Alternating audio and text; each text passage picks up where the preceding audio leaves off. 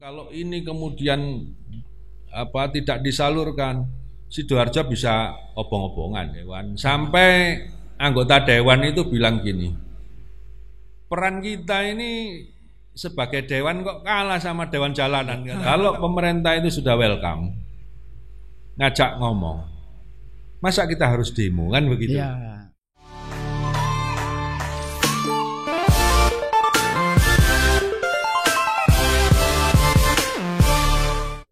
Assalamualaikum warahmatullahi wabarakatuh. Masih di podcast Golkar Sidoarjo TV, Golkar Sidoarjo Level Up. Kali ini kami kedatangan orang hebat Sidoarjo. Saya yakin iso ngilang gak iso balik. Wes metu dhisikan wong iki. Turung dikenal wis kenalan dhisikan. Ini ada Cak Husni Tamrin. Saya pikir kalau orang Sidoarjo gak kenal beliau ini rugi. Figurnya sudah banyak dikenal.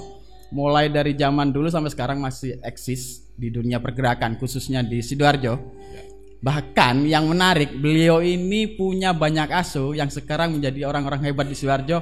Ini salah satu adalah sentuhan dari tangan Cak Husni Tamrin. Ya. Bener ya Cak ya? Kira-kira ngono. Kira-kira ngono. Sakjane aku gak kroso.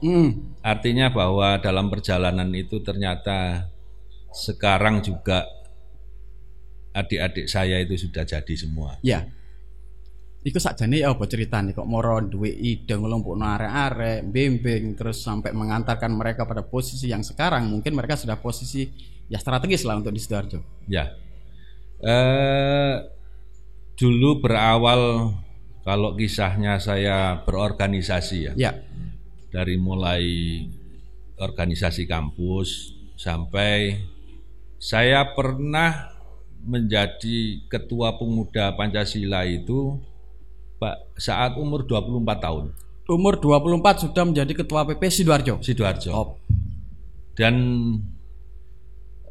tahu sendiri ya, teman-teman di pemuda Pancasila itu berbagai karakter. Baik yang mulai keras dan sampai kepada yang berpendidikan juga ada.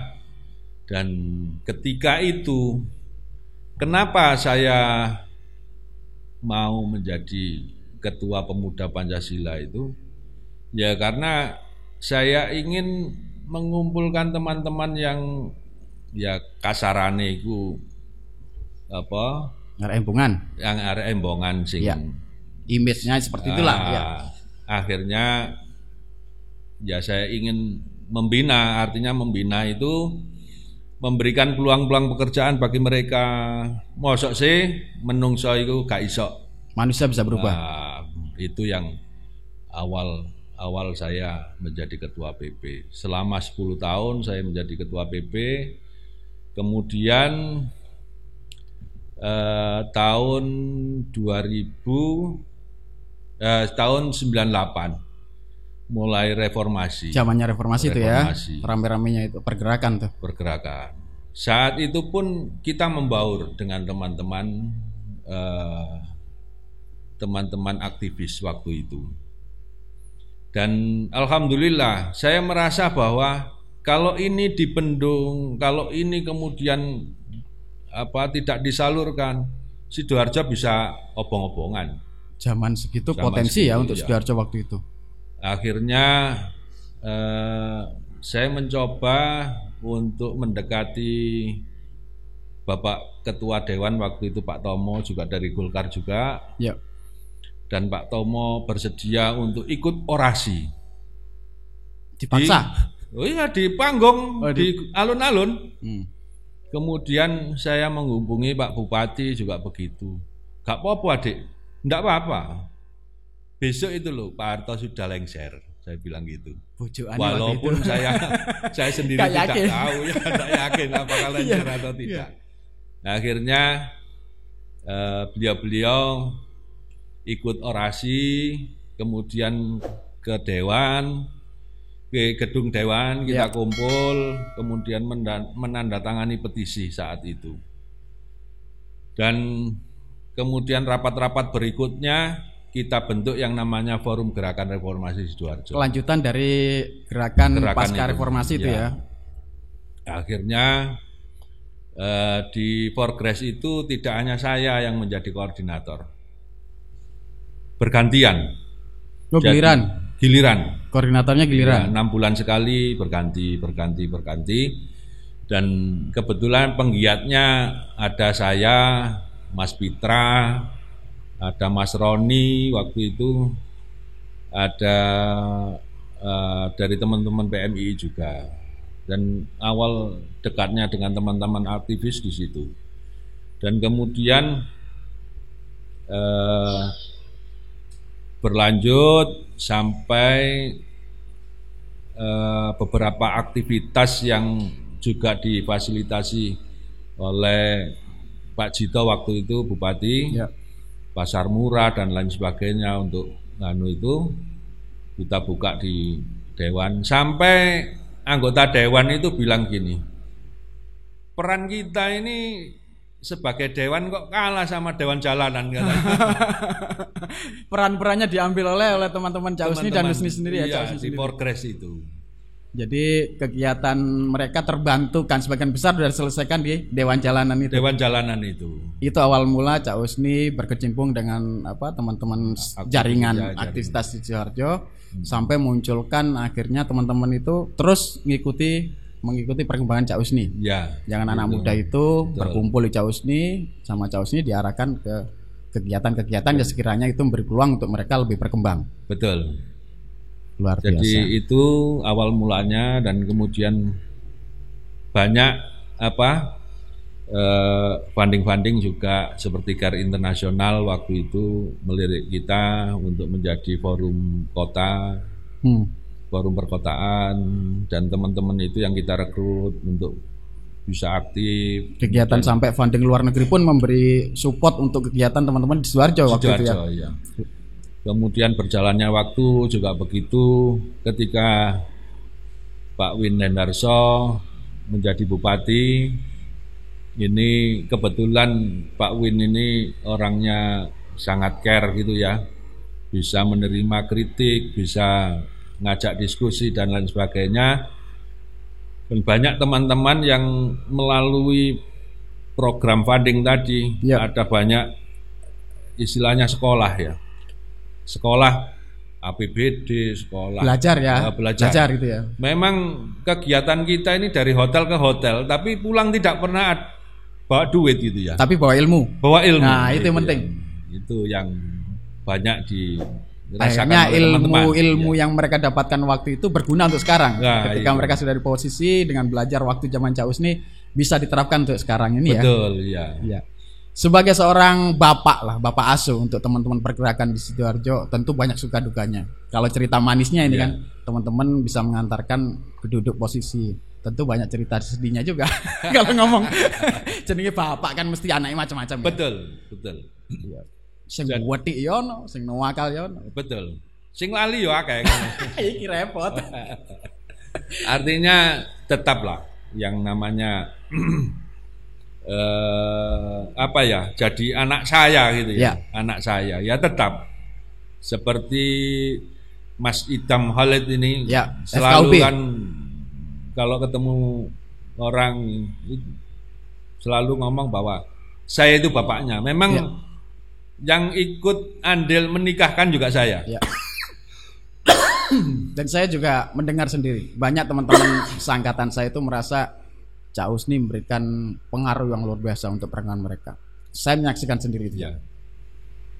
Ya, saya tidak berbangga hati, artinya tidak perlu harus kita banggakan apa yang itu mengalir dengan sendirinya bahwa itu tidak juga kita rencanakan, hanya saja memang kebetulan suka aja. Supaya teman-teman tidak kemudian seperti saat ini ya mohon maaf kalau ngomong LSM itu ya harus berisi dan semangatnya kan moral force bukan masa kan gitu ya. Tuntutan sekedar nuntut tok enggak ada isinya. Artinya ketika itu demo bukan itu sebetulnya, bukan demo. Kalau pemerintah itu sudah welcome ngajak ngomong, masa kita harus demo kan begitu? Ruang komunikasi sebenarnya itu ruang dibuka ya. Dan kebetulan kita juga banyak dilibatkan di RPJMD, itu sampai kepada zaman Pak Win itu kita diajak untuk bakas tentang APBD. Ya. Ada banyak mungkin ya perubahan ya ketika zamannya Cak Us dulu ke tengah muda zaman sekarang. Tentu perubahan zaman juga akan perubahan perilaku teman-teman aktivis. Ya. Yang paling Cak Us ini rasakan perbedaan dari dulu sama sekarang untuk teman-teman sekarang ini apa? Sekarang itu banyak apa ya? Kalau dulu itu kita tidak pernah bicara tentang profit oriented. Gak mikir duit ya? Gak mikir duit ya, oleh gak oleh duit. Dan banyak ndak dapat duitnya. Yeah. Justru kita itu mencari yang lain. Dan itu kalau sekarang itu kan ya mohon maaf teman-teman. Nah, selalu duit, kemudian jabatan iswaya aku iki jabatan ya apa carane tak uber dengan dekat-dekat penguasa, mungkin begitu. Itu mungkin yang Cak Us rasakan perbedaan nyata antara generasi dulu dengan sekarang soal pergerakan itu mungkin lebih sekarang materi orientasi. Betul. Kalau dulu enggak pernah ada. Artinya kita kumpul di base camp itu ya segoliwet, kadang iwak endok gitu aja dipangan dengan Indomie dipangan bareng-bareng. Rokok ono saudil ya barengan. Ngotis bareng. Diotis bareng. Tapi nikmatnya di sana. Kebersamaan, solidaritas itu mungkin yang nggak bisa dibangun dengan waktu yang pendek. Itu waktu yang panjang. Dan itu akan memperkuat jalinan solidaritas sebagai persaudaraan, pertemanan gitu kan. Betul itu. Cak Us nih, kita itu kalau ini mesti saya sempat begini bertanya. Ini kan banyak teman-teman. Sementara kalau ngomong posisi kan, distribusi kader ya. Itu kan slotnya terbatas. Ya. Nah, Cak Us ini gimana ngatur untuk teman-teman ini di sini kan maju ini gitu kan. Tentu gesekan-gesekan zaman itu mungkin ada nggak atau mungkin kalau saya gitu. Dulu itu mencoba tidak kemudian menata orang ini harus ke sini, orang ini harus begini. Enggak sebetulnya. Kita coba untuk semua kita kasih materi. Materi juga yang macam-macam lah. Ada APBD, ada peraturan desa. Terus kemudian ada penyusunan raperda macam-macam gitu itu. Dan kelihatan anak-anak yang inten semangat belajarnya tinggi di mana kayak aneh sinau APBD hari ini. Nah, kita genjot di situ. Dilihat dari interest ketertarikannya baru diarahkan. Itu yang awalnya seperti itu ya untuk menentukan dia punya arah kemana. Dilihat dari kesenangannya, kegemarannya mempelajari sesuatu, baru kemudian dibukakan jalannya. Ya itu. Saya lebih suka seperti itu. Ada beberapa juga teman-teman yang saat ini mungkin ya sudah mantan-mantan PMII dan mantan-mantan HMI gitu ya, yang dulu sering ke rumah. Saya bilang ya wis wayahe ndolek nyambut gawe gitu ya. Karena sudah berumah tangga dan lain sebagainya. Cari potensi yang kamu bisa, yang kamu sesuai kemampuan. Kalau kemudian akses, kemudian user, coba kita ikut memikirkan itu. Sebagai seorang anak tentara, ini kan tentu banyak gemblengan atau gaya pengasuhan orang tua yang berbau militer itu kan keras. Atau mungkin kental dalam kehidupan Cak Us nih. Betul. Yang paling Cak Us nih ingat dari gaya kepemimpinan orang tua yang bergaya militer itu sampai sekarang mungkin masih pengaruhnya kuat ke Cak Us ini seperti apa? Komitmen. Jadi orang tua saya itu kebetulan juga bukan orang yang tidak mampu, cukup mampu. Tapi mendidik anaknya itu bukan karena uang ya. Jadi seangkatan saya kalau misalnya sangu 100 rupiah, saya itu cukup 25 rupiah. Tujuannya kok? Selalu prihatin. Dibangun semangat untuk kemandirian dengan tidak terlalu bermewah-mewah. Nah, betul begitu. Dari bersaudara berapa orang? Ada 5 orang. Dan itu diperlakukan sama? Diperlakukan yang sama. Kecuali ya mungkin kalau kakak saya nomor 1 mungkin seneng-senengnya dua anak nomor 1 itu biasa kan. Gitu kan, anak pertama biasa kayak gitu. Itu. Tapi kalau lainnya dipukul rata, diperlakukan sama, hampir sama semangat kan. keprihatinan bahwa yang utama adalah kerja keras. Betul. Komitmen itu. Itu yang dibangun, yang ditanamkan dari keluarga Cak Husni sampai sekarang. Iya, betul. Itu masih terasa betul. Betul. Dan Cak Husni, jadi kalau misalnya saya dulu main gitu ya, asar durung mulai durung atus koperling wis. Nah, baru. Ngomong-ngomong udah berapa kali disabuk. Pasti kan kalau itu? Ya, itu. Ya, pasti begitu. Sandal melayang. Saya juga pernah ngalamin kayak gitu. Meskipun saya bukan dari keluarga militer, saya juga pernah. Kalau zaman dulu didikan itu kan keras. Betul. Dan kalau di keluarga biasa aja seperti itu, saya bisa terbayangkan keluarga militer seperti apa mendidiknya. Kalau abang-abang sama sekulino aja. Iya. Tapi memang enggak, artinya bapak saya itu memukul juga tidak sembarangan memukul. Mungkin ya bagian pantat, kaki gitu aja. Jadi tidak. Itu tapi kalau memang betul-betul kelewatan melanggar batas. Ya. Kalau enggak ya dari jauh dikeblek-keblek nong ini wis wedi wisan Mas. Iya. Dan itu coba gendirit mulai itu juga gaya itu yang dibawa Cak Husni ke teman-teman yang waktu itu meguru ke Cak Husni. Saya enggak, sebetulnya lebih apa ya, lebih lunak saya. Oh, kalau teman-teman enggak seperti itu? Saya teman-teman saya anggap bahwa itu teman-teman saya, kemudian ya kalau kamu tidak interest ya terhadap apa yang ya sudah silakan. Ya hubungan yang lain aja kan gitu. Akan tersisir dengan sendirinya. Iya. Kompetisi ya nanti akan nyaring secara tidak langsung mereka yang kalau mau serius mau minat di ini pelajari, kalau enggak ya lewat teman-temannya gitu. Ya.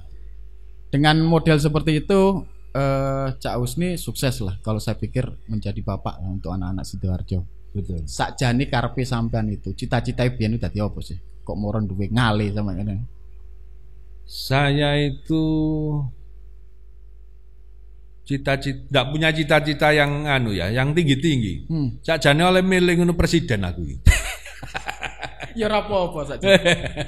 Presiden harus Darjo kan. Iya. Saya pernah membina tidak hanya teman-teman aktivis dengan teman-teman seniman itu, saya pernah membina yang namanya anak-anak punk. Itu tahun berapa? Tahun sekitar 2005-an. Ya, awal-awal kemunculan punk berarti ya kalau tahun segitu ya. Kebetulan dengan teman-teman wartawan waktu itu Rosi, Jawa Pos, Eri itu kita kebetulan kan banyak disisir yang tidak manusiawi mereka. Ditangkepi kan waktu itu? Ditangkepi kemudian dan kebetulan saya coba untuk mendekati mereka. Ojo ngene kon iki. Wong ya sepet ndelok awakmu iki. Iya. Gak adus pinggir dalan dengan gaya yang nyeleneh lah kalau dibilang waktu itu ya. Kemudian kamu berhubungan bebas. Berhubungan bebas apa enggak? Ya enggak boleh itu saya bilang gitu. Semua ada aturannya. Engko kumpul. Saya bilang. Terus kemudian ketuanya itu namanya Oga. Adus apa Oga hambumu gitu ya. Akhirnya dia mandi apa. Tapi gayanya tetap. Kon gak kepingin ta mulai ndelok wong tuamu. Nggih, Pak. Ya wis mulya, gak disangu tak kek sangu.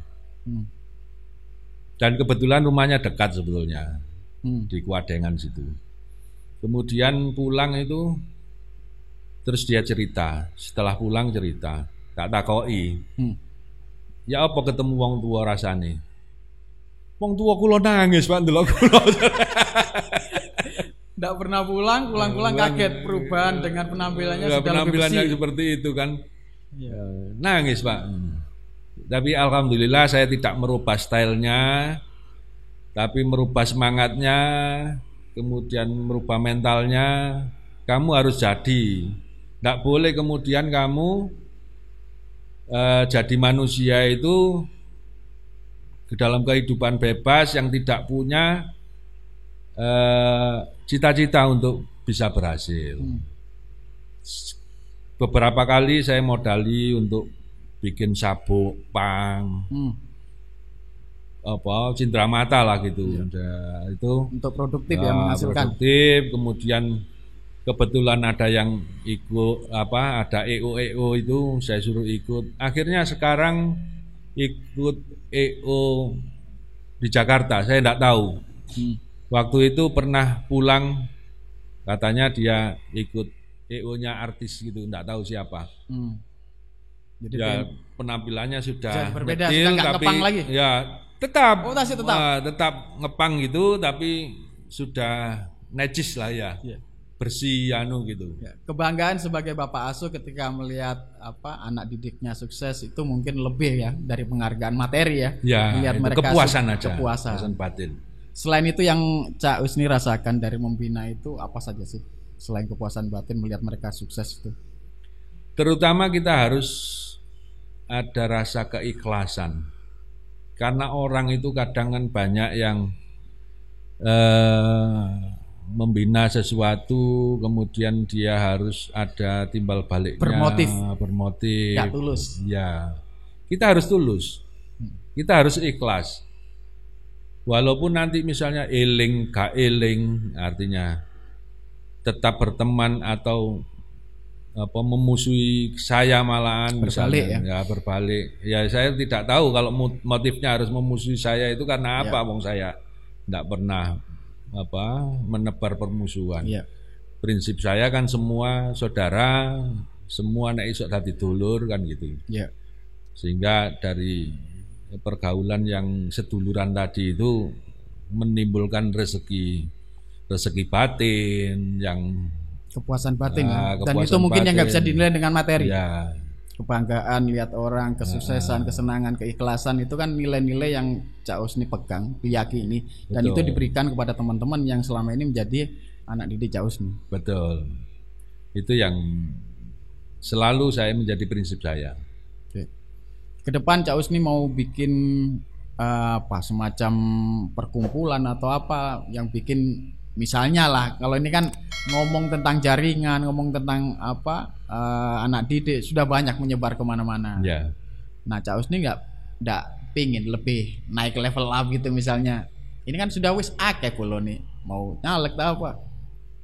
Insya Allah kalau nyalek memang tuntutan ya kemarin kan saya berapa tahun tidak berpolitik. Nah sekarang saya memilih istilahnya menyumbangkan diri saya untuk Golkar kan gitu ya. Artinya saya dulu pernah menjadi pengurus Golkar dan itu saya rasakan memang sampai saat ini partai yang punya sistem, yang punya manajemen yang baik adalah Golkar. Dulu saya kok kalau tidak reformasi saya sudah jadi anggota dewan dulu. Ya apa ceritanya? Dari mulai nomor sepatu.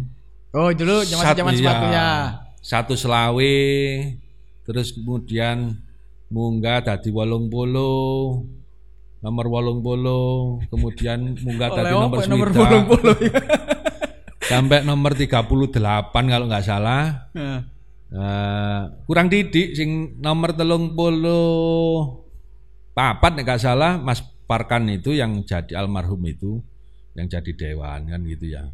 Tahun berikutnya mungkin saya sudah masuk di nomor 30 ya, nomor 20. Karena ada peristiwa reformasi itu semua tatanan berubah ya. Kasih itu wis. Anjane durung garis tangan. Tapi ketika kemungkinan itu ada peluang lagi seperti nanti 2024 ada ruang untuk maju ke kontestasi legislatif, itu kan sebenarnya juga mungkin ini jalan yang dibuka oleh Allah untuk Cak Husni lebih berkiprah di politik. Memberi ruang kepada teman-teman supaya ketika mengasuh itu lebih banyak lagi lah jangkauannya. Mungkin itu. Sukses untuk Cak Husni, kita doakan bersama-sama. supaya apa yang sudah dilakukan Cak Usni ini kan menjadi catatan, menjadi ladang amal untuk Cak Usni di akhirat nanti. Itu akan berbalik pada Cak Usni, kesuksesan nanti. Kita harapkan bersama-sama bahwa Bapak arek-arek Sidoarjo iki wis akeh nyumbang energi dan perhatiannya untuk saiki wayahe Cak Usni. Sukses untuk Cak Usni, sukses untuk semuanya.